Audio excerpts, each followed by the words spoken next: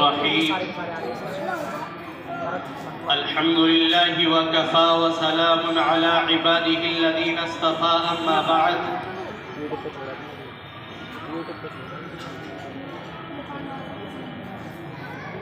عزیز طلبہ اور تشریف فرما معزز مہمانان کرام، آج کا یہ پروگرام یوم جمہوریہ کے تعلق سے ہے۔ یوم جمہوریہ 26 جنوری کے دن منایا جاتا ہے، جس کو ریپبلک ڈے بھی بولتے ہیں۔ یہ یوم جمہوریہ کیا ہے اور ان پروگراموں کا مقصد کیا ہے، آج ہمارے اس ملک ہندوستان کے اندر جگہ جگہ اور چپے چپے پر ہر انسان خوشی کے ماحول میں ہے، ہر ایک خوشی کے نغمے گا رہا ہے اور اپنے دیش کے جھنڈے کو، ترنگے کو بڑی شان کے ساتھ بلندی پر لیے ہوئے ہیں۔ آپ کہیں بھی جا کر کے دیکھیں، چاروں طرف ترنگے کو لہرایا جاتا ہے۔ یہ کیوں ہے اور آخر 26 جنوری یوم جمہوریہ کس لیے منایا جاتا ہے؟ میں مختصراً آپ کو بتاتا چلوں، اور تو یہاں پر بڑے بڑے مقررین اور آپ کے آنے والے دوسرے مہمان بھی آ رہے ہیں، لیکن مختصراً میں آپ کو بتلاؤں، یہ ملک ہندوستان جس میں آج ہم آزادی کی سانس لے رہے ہیں، جس ملک کے اندر آج ہم ایک آزادی کے ساتھ میں زندگی گزار رہے ہیں، یہ ملک ہندوستان ایک وقت وہ تھا کہ یہ ملک ہندوستان غیر قوموں کے ہاتھ میں جاتا ہے، انگریز اس ملک کے اوپر قابض ہوتا ہے، اور اتنا ہی نہیں بلکہ ملک کے اوپر قابض ہونے کے ساتھ ساتھ ملک کے باشندوں کو، ملک کے اندر رہنے والے ہر فرد اور ہر انسان کو اس انگریز نے اپنا غلام بنایا اور غلامی کی زنجیر میں اکڑ دیا، یہاں تک کہ مسلمان ہو یا کوئی غیر مسلم ہو یا کوئی سندھی ہو یا کوئی پنجابی ہو یا کوئی پٹھانی ہو یا کوئی بلوچی ہو، کسی بھی مذہب سے تعلق رکھنے والا ہو اور کسی بھی جماعت کا انسان ہو، کسی بھی قوم کا کوئی فرد ہو، ان انگریزوں نے انسان کو وہ غلامی یاد دلائی جو تقریباً اب سے 1500 سال قبل لوگ دنیا کے اندر غلامی کی زندگی گزارتے تھے۔ ان انگریزوں نے مسلمانوں سمیت پورے ملک کے اندر ایسی غلامی کی فضا لہرائی ہے کہ وہ اپنے حکم کے اکے پر، وہ اپنے حکم کے مطابق جب جس سے چاہتے جو کراتے، یہاں تک کہ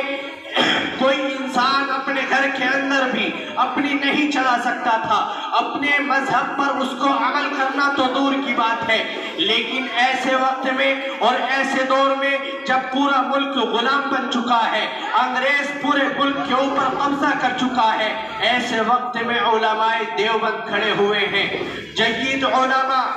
اور دانشوران قوم، انہوں نے اس ملک کو آزاد کرانے کی ایک تحریک چلائی ہے اور جگہ جگہ قربانیوں کا نذرانہ پیش کیا ہے۔ وہ عالم چاہے چھوٹا ہو، خواہ وہ عالم بڑا ہو، ہر عالم نے، علم سے تعلق رکھنے والے نے، جس کو سمجھ بوجھ تھی کہ اگر آج ہم غلام ہیں تو ہماری آنے والی نسلوں کو بھی اس ملک کے اندر غلامی کی زندگی گزارنی پڑے گی، انہوں نے اس ضرورت کو محسوس کیا اور اس بیڑے کو اٹھا لیا کہ آج ہمیں کچھ بھی کرنا پڑے، ہم اگر ملک ہم سے جانوں کا نذرانہ مانگتا ہے تو ہم اپنی جانوں کا نذرانہ دیں گے، اگر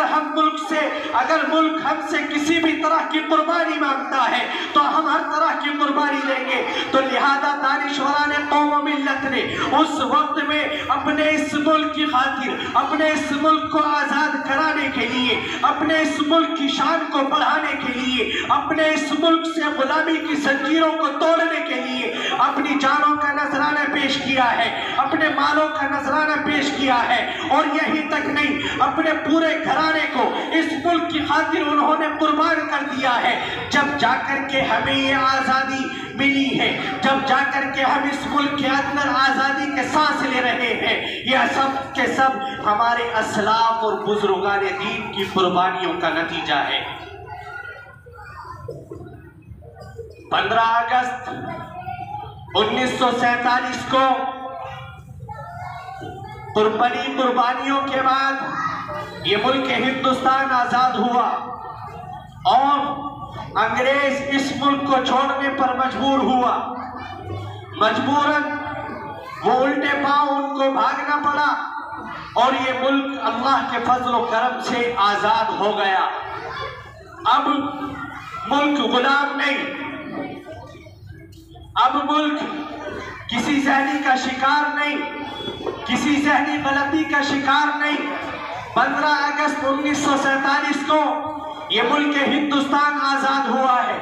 اس کے بعد 26 جنوری سن 1950 عیسوی کو ہمارا ملک جمہوری بنا ہے۔ اس ملک کے باشندوں پر ان کے اپنا بنایا ہوا قانون نافذ ہوا ہے، اس لیے اس دن 26 جنوری کو یوم جمہوریہ کے نام سے منایا جاتا ہے۔ اس دن 26 جنوری کو ریپبلک ڈے کے نام سے اس لیے منایا جاتا ہے۔ 15 اگست 1947 کو ملک ہندوستان آزاد ہوا ہے۔ 3 سال کے بعد، 3 سال کچھ مہینوں کے بعد 26 جنوری 1950 کو اس ملک کے باشندوں کے اوپر، اس ملک کے رہنے والوں کے اوپر یہاں کا ایک قانون نافذ ہوا ہے، تو اس دن کو یوم جمہوریہ بنانا شروع کیا، اور اسی دن سے آج تک یہ دن ہر سال منایا جاتا ہے۔ اور اس دن میں ہم اپنے اسلاف کی قربانیوں کو یاد کرتے ہیں۔ ہم اپنے اسلاف کی ان قربانیوں کو نہیں بھول سکتے جن کی خاطر آج ہم ہر طریقے سے آزاد ہیں۔ آپ اس ملک کے اندر خواہ کوئی بھی تعلیم حاصل کریں، آپ جس مذہب سے آپ کا تعلق ہے، آپ اپنے مذہب کی تعلیم حاصل کر سکتے ہیں، تو یہ جمہوریت کی بنا پر آپ اس ملک کے اندر اپنے مذاہب کے تمام قوانین پر عمل کر سکتے ہیں، تو صرف اور صرف جمہوریت کی بنا پر، کیونکہ یہ ملک جمہوری ہے، یہ ملک کسی کی جاگیر نہیں ہے۔ اسی وجہ سے اس ملک کے اندر رہنے والا ہر انسان، وہ کسی بھی مذہب اور کسی بھی جماعت اور کسی قوم سے تعلق رکھتا ہو، وہ جانتا ہے کہ یہ ملک جمہوری ہے، اور میں آزادی کے ساتھ اس ملک کے اندر رہ سکتا ہوں۔ لیکن حالات ناگوار ہونے کے ساتھ ساتھ آج ہمارا ملک کن حالات سے دوچار ہے، کن پریشانیوں سے آج ہمارا ملک گزر رہا ہے، ہر انسان کو اس کے اوپر توجہ دینے کی ضرورت ہے، ہر انسان کو اس بات کو سمجھنے کی ضرورت ہے۔ آج ہم دیکھیں اور غور و فکر کریں، اور جتنی بھی اس کی وجوہات ہیں، ان تمام وجوہات کو